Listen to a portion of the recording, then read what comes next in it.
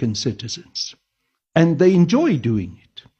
They also love the kind of divisions that's happening now, because it takes a whole lot of the pressure off them, where the real issue should have been, what is happening with the restitution of land, the return of land without compensation? What is happening with the restructuring of the South African economy?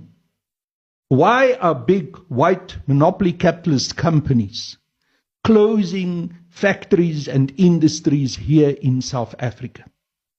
Why are many of the mining companies in South Africa still dominated by international shareholding, which is predominantly white monopoly capitalist shareholders?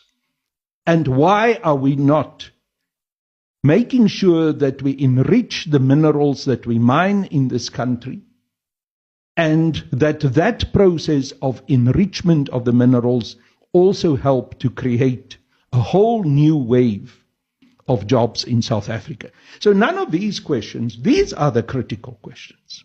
Now you have certain people like Jacinta Ngubese Zuma and some of those who run with her going around saying to black South Africans, it's because of the black foreigner. But interestingly enough, they do not raise the question about the German foreigner, the British, the Spanish, or even foreigners from the rest of Asia. Buying billions of dollars worth of property. Well, I'm often in Cape Town, and I can see what is happening with the gentrification of places like Greenpoint and Sea Point, which is now totally in the hands of white European foreigners and Zionists. I'm a little bit hesitant to say specifically Jews, because I'm not anti-Semitic.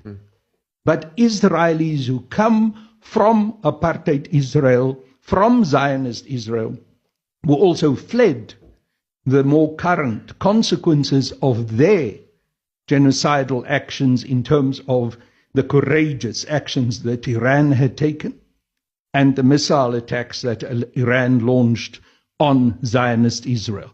Now they run to Greenpoint and Sea Point and other areas.